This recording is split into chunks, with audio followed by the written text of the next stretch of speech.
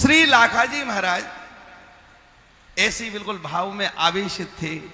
इनके मन में भाव आया कि जगन्नाथ जी का दर्शन करूं, पर ऐसे नहीं करूं। पैदल जाने का विचार नहीं किया, पालकी में माने वाहन में जाने का विचार नहीं किया। वहीं से इतने भाव में भर गए कि घर से ही दंडोती करते हुए श्री जगन्नाथ जी की ओर चल दिए। अब विचार करिए, 2000 किलोमीटर है। अपन लोग यहां से और गाजियाबाद तक दंडोती करने में बहुत संकोच करेंगे। 30 किलोमीटर की दूरी है, लेकिन 2000 किलोमीटर केवल ठाकुर जी पर आश्रित होकर के। अच्छा भैया जी, हम लोग भी कभी कभी कैलकुलेट करते हैं तो गिरिराज जी में जो दंडोती करते हैं ना बाबा लोग, तो हम उनसे पूछते हैं अब एक दंडोती कोई करे तो गुरु जी कितने दिन लग जाते हैं? 10-12 दिन तो लग ही जाते हैं। और श्री परम पूज्य महाराज जी श्री विद्याभानु जी महाराज के साथ लगती थी तो एक महीना में खूब बढ़िया लगती थी। है 24 दिन है बढ़िया से। तो दंडोती कितनी देखो। और हमने कई महापुरुषों से पूछा, महाराज आप 108 दंडोती करते हो, कितना समय लगेगा? बोले 5 साल। 1008 वालों से पूछा, बोले आपको कितना समय लगेगा? बोले 25 साल। अब बताइए, जीवन का 25 साल तो वो लौटने में ही लगा देंगे। आप उनकी तपस्या को क्या समझ रहे हो? कोई हल्का फुल्का मामला है? दुनिया 25 साल भोग विलास में खर्च करती है, पर उनका देखो भाव कैसा है। 25 वर्ष तक लगातार गिरिराज जी की केवल धूल में ही लौटना, अद्भुत आनंद। एक दिन हमने एक संत से पूछा, महाराज आपको क्या आनंद आता है? 1008 बार लूट लगाते हो, यहाँ कुछ सुख मिलता है? तो उन्होंने इतना सुनते ही नेत्रों से अश्रु झरने लगे। हाथ जोड़ करके कहा, भैया तुम हो, भावना को जान सकते हो, इसलिए निवेदन कर रहा हूं। मैं जितनी बार दंडोत करता हूं उतनी बार मुझे ऐसा प्रतीत होता है मेरे युगल सामने खड़े होकर के मुझे प्रेम से निहार रहे हैं। ऐसे जय। हम आप कभी भी दंडोती लगाएं तो खंभों की संख्या मत गिनना, एक एक दंडोती पर ये देखना प्रियतम श्याम सुंदर कितनी दूर रह गए, अब वो कब आएंगे, कब एक बार झलक देंगे दंडोती का। हमने हजारों दंडोती लगाई, एक झलक भी उनकी मिल गई तो काम बन गया, कितने जन्मों की बात बन गई। इसलिए जब जब दंडोती करो तो ऐसा मानना युगल सामने खड़े हैं और हम उनको प्रणाम कर रहे हैं, प्रत्यक्ष युगल खड़े हैं, ऐसा भाव करते हुए दंडोत करना। महाराज लाखाजी महाराज दंडोती करते हुए आ रहे थे। अब आप देखिए, आपको ऐसा नहीं मानना चाहिए कि हम जो भावना श्री ठाकुर जी में रखते हैं तो ठाकुर जी बड़े परीक्षा लेने वाले हैं, कठोर हैं, निष्ठुर हैं, ऐसा नहीं। उसी समय श्री जगन्नाथ भगवान हिलने लगे, कांपने लगे। तो पंडा पुजारियों ने पूछा, प्रभु क्या हुआ? पंडा पुजारियों से जगन्नाथ जी ने कहा, मुझको एक भक्त से मिलने की आतुरता हो रही है, बहुत अधिक आतुरता है। भगवान कहाँ है वो भक्त बताइए? बोले वह 2000 किलोमीटर दूर है और कुछ दूर तक आ गया है, न जाने उसको कितना समय लग जाएगा यहाँ आने में। तुम अभी जाओ और जाकर के उस भक्त को पालकी में बिठा करके लाओ। भगवान मिलन के लिए चटपटी में बैठे हैं और कहने जाओ जाकर के लेके आओ। अब महाराज पंडा पुजारी लेकर के भागे पालकी और लेकर के पहुंचे। कहाँ है? ढूंढा, भगवान ने बिल्कुल एग्जैक्ट एड्रेस बता दिया। वहां पहुंचे, पंडा पुजारियों ने प्रणाम किया, भगत जी आप पालकी में विराजो। इन्होंने कहा नहीं नहीं, मेरा नियम है कि मैं जगन्नाथ जी को ऐसे ही प्रणाम करता हुआ जाऊंगा। बोले महाराज उन्हीं जगन्नाथ जी ने पालकी भेजी है, आप इस पर विराजो। अरे बोले क्यों झूठ बोल रहे हो, मेरी साधना को क्यों खराब? जाओ भैया लौट जाओ, मैं वहां से जगन्नाथ जी मुझ अधम के लिए पालकी भेजेंगे? नहीं नहीं नहीं, विश्वास नहीं हुआ। खूब कही, 100 सौगंधें खाई, लेकिन एक बार भी मानने के लिए तैयार नहीं। वहीं से पंडे पुजारियों ने कहा, जय हो जगन्नाथ जी, देखो ये तुम्हारे भक्त ऐसे हैं, हम तो खूब 100 सौगंधें खा चुके हैं पर मानने के लिए तैयार नहीं है। जगन्नाथ जी मुस्कुराए और कहा, ऐसे नहीं मानेंगे ये, इनसे कहो कि जो भक्तों के नाम की आपने जो सुमिरनी माला बनाई है ना, और जो मुझको आप सौंपना चाहते हो, मैं उसको शीघ्र ग्रहण करना चाहता हूं। दंडोती करते हुए आओगे तो लंबा समय लगेगा। वो भक्तों की माला मुझे अपने उर पर तुरंत धारण करनी है, इसलिए पालकी पर विराजो और तुरंत आओ। जैसे ही कहा, महाराज जगन्नाथ जी कह रहे हैं, पंडे पुजारियों ने कहा जगन्नाथ जी कह रहे हैं कि आपने जो सुमिरनी बनाई है वो लेकर के तुरंत आओ। अब सुमिरनी की बात तो किसी अन्य को पता ही नहीं थी, इनको कैसे पता चली? श्री लाखा जी को विश्वास हो गया, श्री जगन्नाथ प्रभु मुझे बुला रहे हैं, मेरे लिए पालकी भेजी है, अब तो अविलंब उनके पास जाना पड़ेगा। वो बिरहातुर हो रहे होंगे, वो बिरह की अग्नि में चल रहे होंगे, ऐसा भाव किया और शीघ्र पालकी पर विराजित हुए। और महाराज पंडा पुजारियों के संग जब जगन्नाथ जी में पहुंचे हैं, जगन्नाथ जी की दंत पंक्तियां दिखाई देने लगी। ऐसा अद्भुत स्वरूप जगन्नाथ जी का, और ऐसा लिखा है ग्रंथ में कि जगन्नाथ जी दौड़ पड़े मंदिर से और मंदिर के द्योणी पर ही दोनों का मिलन हुआ है। दोनों ने को हृदय से लगाया और पूछा कहाँ है वो सुमिरनी। सुमिरनी को लेकर के उसी समय श्री ठाकुर जी को पधराई है, जगन्नाथ जी ने उसको धारण किया है। ऐसे भक्त लाखा पर भगवान ने कृपा करी है। भैया मां कर्मा का तो चरित्र आप सब जानते ही हैं।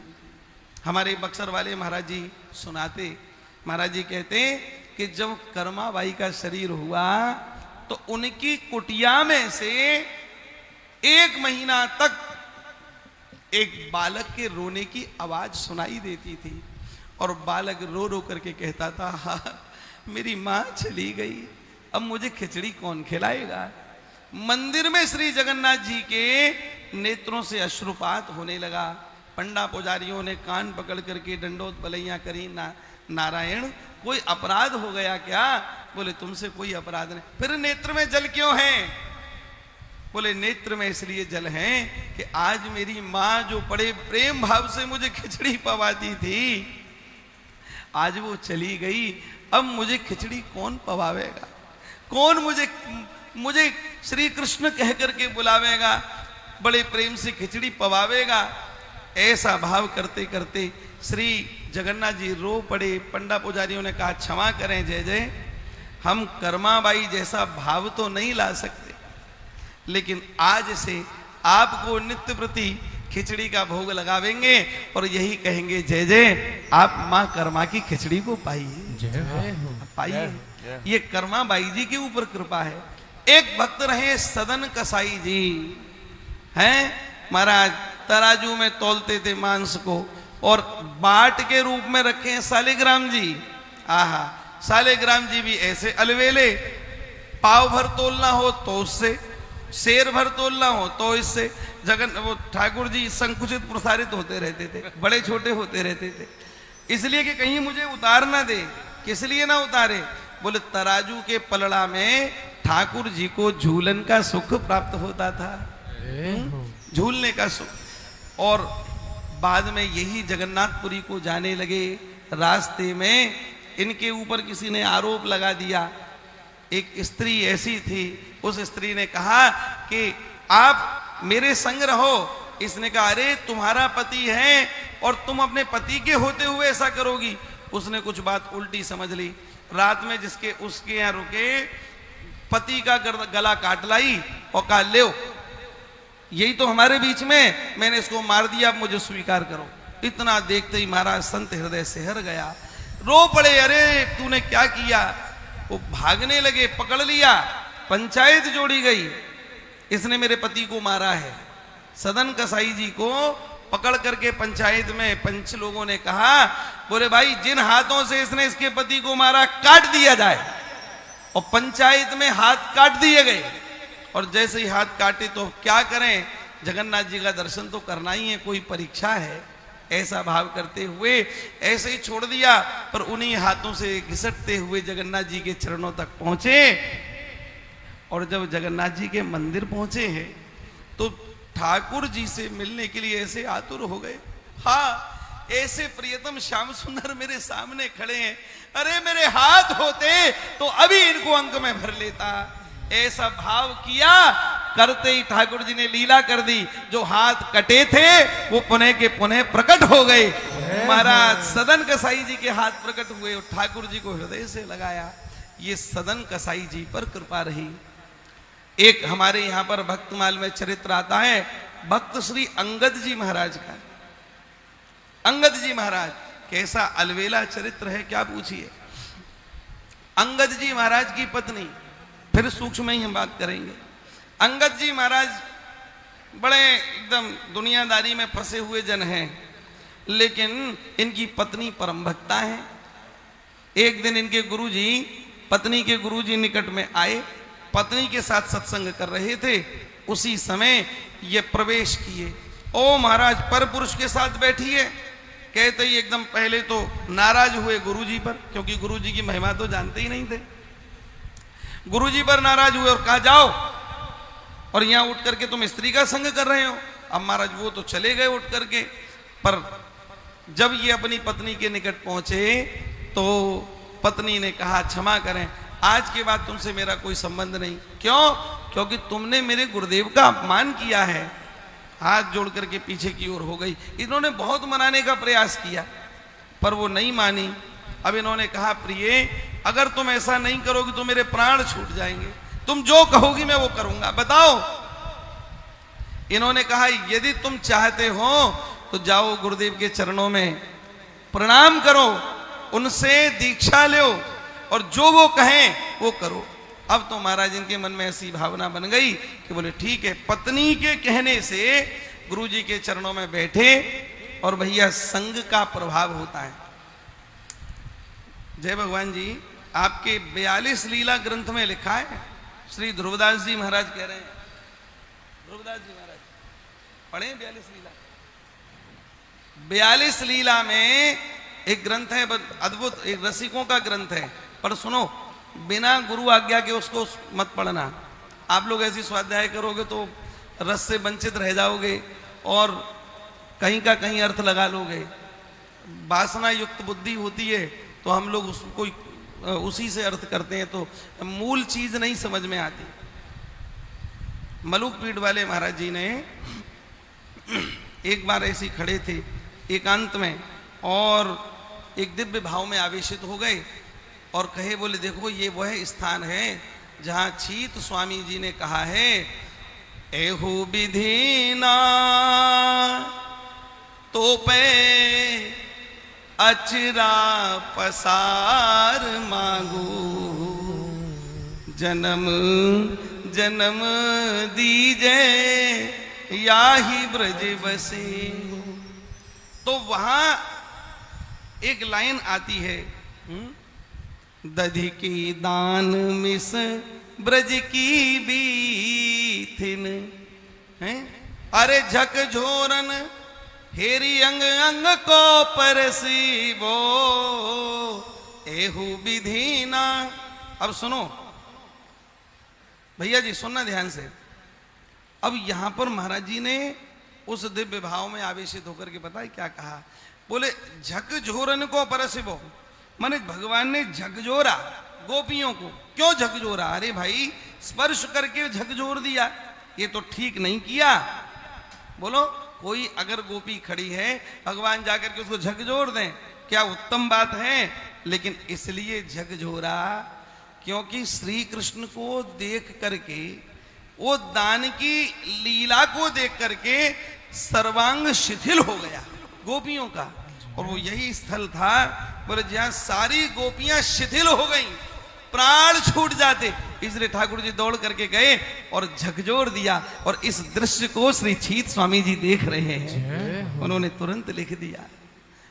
एक एक लाइन की दिव्य लीलाएं छिपी हुई हैं, पर रसिक प्रेमियों का संग करोगे काम बन जाएगा। 42 लीला में ध्रुवदास जी कह रहे हैं, कहो कृपा उपजे के ही भांति, बोले रसिकन संग फिरे दिन राती। दिनों रात रसिकों का संग करे तो मूल मूल बात समझ में आ जाती है, और अपनी खोपड़ी लगाई तो सब गड़बड़ हो जाता है। इसलिए गुरुजनों के द्वारा ही किसी ग्रंथ का स्वाध्याय करना चाहिए, अपनी बुद्धि नहीं लगानी चाहिए। समझ में आ रही है ना हमारी बात? तो गुरुदेव की आज्ञा करवाई, बोले गुरुजी जो कहें उसको करो।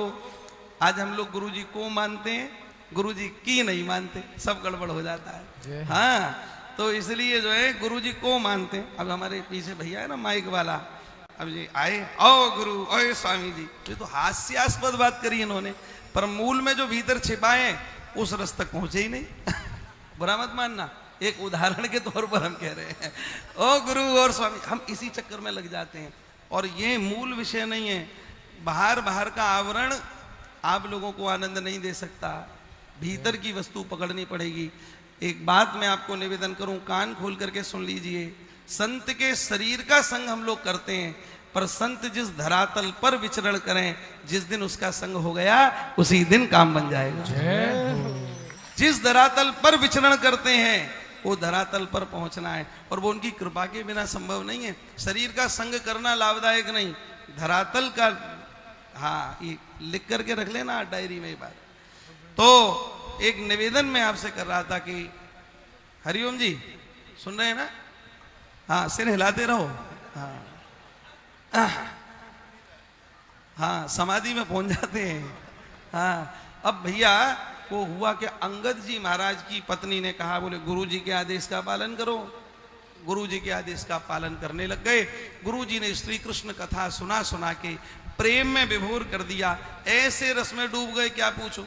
अब घर के काम भी करते हैं और राजकाज के भी काम करते हैं, राजा हैं। एक दिन राजकाज में एक आज्ञा हो गई, जाओ फला के ऊपर चढ़ाई करो और चढ़ाई करके जो हो उसका लूट करके ले आओ। महाराज इन्होंने चढ़ाई करी, बहुत दिन तक युद्ध हुआ, और युद्ध में उसको तो बांध लाए, पर उसके शीश पर एक टोपी थी, और उस टोपी पर बढ़िया नग जड़े हुए थे, ऐसे अद्भुत नग थे क्या पूछो, मतलब मानो मणियां जड़ी हुई थी। अब इन्होंने कहा, बोले ये खूब मिली। अब गुरुजी से चूंकि सुन रखा था कि धन का सदुपयोग संतों की सेवा में करना है, तो बस वही मन में भाव बन गया कि संतों की सेवा में। तो धीमे धीमे करके उसकी मणियों को ले करके बेचा और संतों को जिमाया। एक बड़ी मणि रह गई थी, ध्यान से सुनिएगा, एक बड़ी मणि रह गई थी, और उस मणि का क्या करें, तो चुपचाप इन्होंने अपने पास छिपा करके रख लिया। और किस भाव से रखा, बोले मैंने भगवान जगन्नाथ की अपार कृपा सुन रखी है, ऐसी अद्भुत कथाएं सुनी हैं कि श्री जगन्नाथ जी स्वयं इस कलिकाल में प्रत्यक्ष देवता हैं और प्रत्यक्ष ही चमत्कार करते हैं। तो यह मणि मैं श्री ठाकुर जी को समर्पित करूंगा। किनको करूंगा? जगन्नाथ जी को। किनको करूंगा? जगन्नाथ जी को। जगन्नाथ जी को। मैं ये सब चर्चाएं आप लोगों को इसलिए सुना रहा हूं क्योंकि इस जगन्नाथ जी की रथ यात्रा में राई से लेकर के और शीर्ष में माने घी की सेवा या और भी ऊंची सेवा सब करते हैं। तो भैयाओ आप लोग किसी भी सेवा को हल्के में मत ले लेना। ये वो ठाकुर जी हैं जो चींटी के पांव में बंधी हुई घुंघची की भी आवाज सुनते हैं और हाथी के पांव में बंधे हुए घंटा की भी आवाज सुनते हैं। ये वो ठाकुर जी है। आप तन मन प्राण से इस जगन्नाथ जी की रथ यात्रा को किया करो, इतने उत्साह से किया करो। अरे स्वयं लगे हो तो ऐसा विचार करो, मेरे परिवार वाले कैसे छूट जाएंगे, इनको भी लगाऊं। अरे मेरे रिश्तेदार छूट गए, उनको भी लगाऊं। अरे मेरी ससुराल पक्ष के छूट गए, इनको भी लगाऊं। सबको लगाओ। न जाने कौन ऐसी सेवा उनके द्वारा समर्पित हो जाए, और न जाने जगन्नाथ जी किसके द्वारा किसके ऊपर कृपा कर दें, कोई नहीं जानता। हो सकता है मेरी बात आज निकले और कोई भक्त के कान में ये बात पड़े और भाव दृढ़ हो जाए, प्रगाढ़ हो जाए, और जगन्नाथ जी उसको स्वीकार कर लें, तो तुम्हारे ब्याज से मेरा भी कल्याण निश्चित है। बोले जगन्नाथ भगवान की। अंगद जी महाराज ने विचार किया कि ये मणि में ठाकुर जी को समर्पित करूंगा, पर काना फूसी होने लगी। जो सिपह सलार थे उन्होंने राजा के कान में कहा, महाराज इन्होंने तो गजब कर दिया। अरे जो धन खजाने में जमा करना था वो तो सारा साधुओं में बांट दिया, और एक तो बेशकीमती मणि इनके पास में है और वे आपको ना दे करके छिपा करके रखते हैं, और ना जाने क्या करेंगे उसका। जो मन में आया वो कान में भर दिया। अब भर दिया तो ऐसी स्थिति बन गई, अब तो वो पीछे पड़ गया, कैसे भी इनसे वह छीनूं। अब बहुत प्रयास किया। एक दिन तो उसने क्या काम करवाया, अंगद जी को मरवाने के लिए जहर दिलवा दिया, माने भोजन में। और किससे दिलवाया, इनकी एक बहन थी, ध्यान से सुनिएगा, भक्ति की भावना देखो कितनी प्रबल है। अपनी बहन माने इनकी बहन को धन का लोभ दिया राजा ने, और चूंकि वो परोसती थी इनके लिए भोजन, तो एक दिन उसने जहर मिलाया और इनके आगे ठाकुर जी को भोग लगाया। उस जहर के भोजन का ठाकुर जी को भोग लगाया और फिर प्रसाद स्वरूप ला करके आगे रख दिया और कहा भैया खाओ। इनका एक स्वभाव था, उनकी एक छोटी सी बेटी थी, उसको संग में लेकर के भोजन करते थे बेटी को। अब उस दिन उन्होंने जानबूझ करके बेटी को अलग कर दिया, बोले जहर का खाना इन्हीं को खाना है, इसलिए वो बेटी, अब वो बेटी थी नहीं वहां, बार बार बुला, मैं बोले बेटी को बुलाओ तब मैं खाऊंगा, बेटी को बुलाओ तब खाऊंगा। अब वो बिल्कुल कहीं, बोले वो खेलने गई है, आप खाओ खाओ, वो पीछे पड़ गए, नहीं उसको लाओ।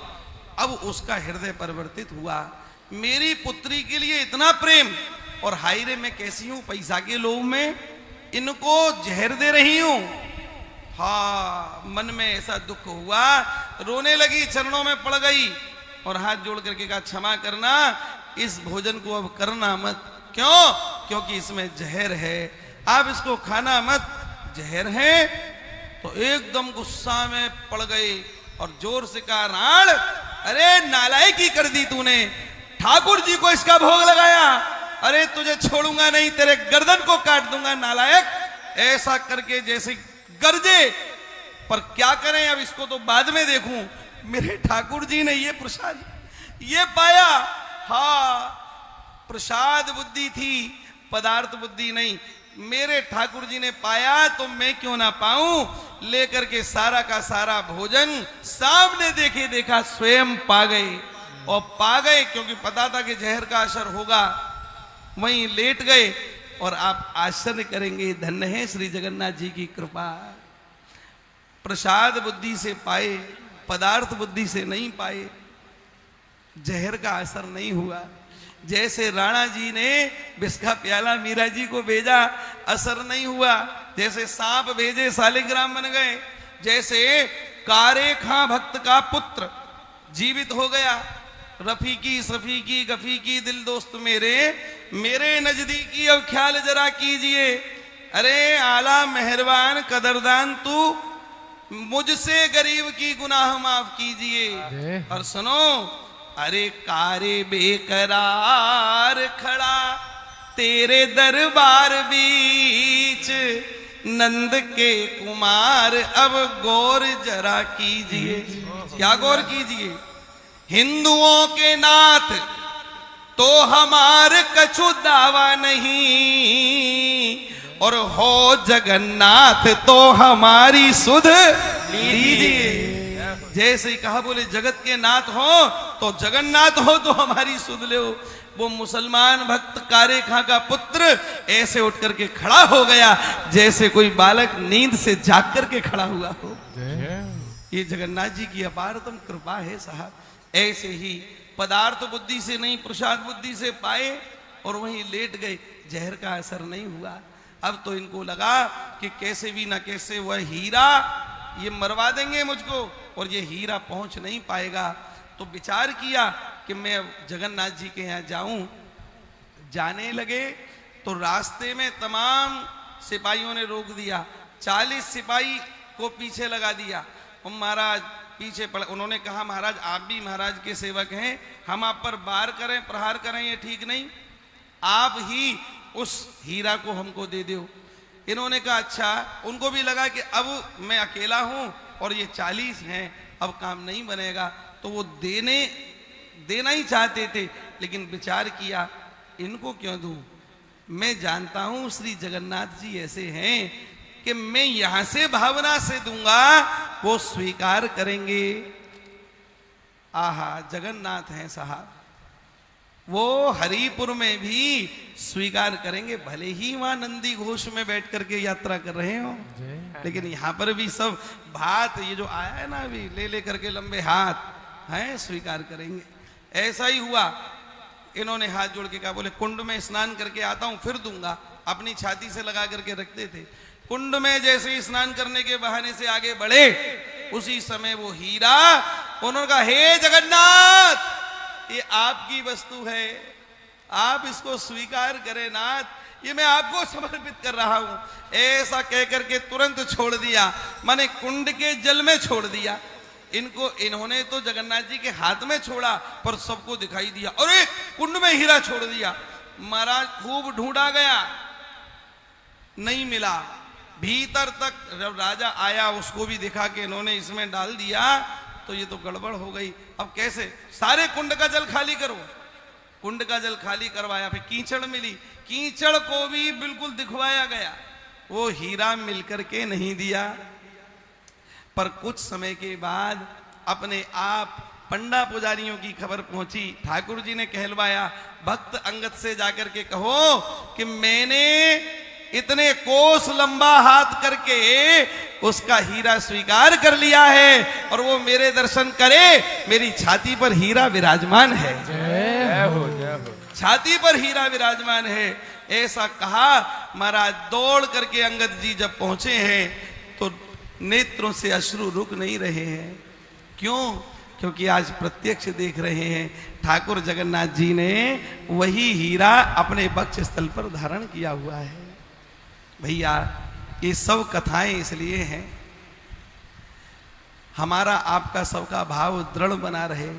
ये कलिकाल में ऐसी ऐसी घटनाएं हो जाती हैं, कभी कभी हमारा विश्वास डगमगा जाता है। हमारा विश्वास न डगमगावे, हमारा विश्वास ज्यों का त्यों बना रहे, इसलिए हम लोगों को ऐसी सुंदर कथाएं सुननी चाहिए। एक नहीं, सैकड़ों कथाएं श्री जगन्नाथ जी की हैं। जगन्नाथ भगवान साक्षात कलयुग के देवता हैं, प्रेम के पुंजीभूत स्वरूप हैं। ब्रजवासियों से कितना प्रेम करते हैं, भक्तों से कितना प्रेम करते हैं, इसकी साक्षात प्रतिमूर्ति श्री जगन्नाथ भगवान है। आज हम सब लोग ये रथ यात्रा के ब्याज से उनकी सेवा में लग जाते हैं। भैया, ये 84 लाख योनियों के काटने का सबसे बढ़िया उत्सव है। हाँ, ये चाहे पवन भैया ढोलक बजावे, चाहे भैया हारमोनियम बजावे, चाहे ये जो सेवा कर रहे हैं, एक की भी कल्याण में संशय नहीं है। एक के कल्याण, जी जितने बैठे हैं वो जहां ताली बजा रहे हैं और हाथ उठा के कह रहे हैं जय जगन्नाथ, एक के भी कल्याण में संशय नहीं है, हमें पूरा विश्वास है।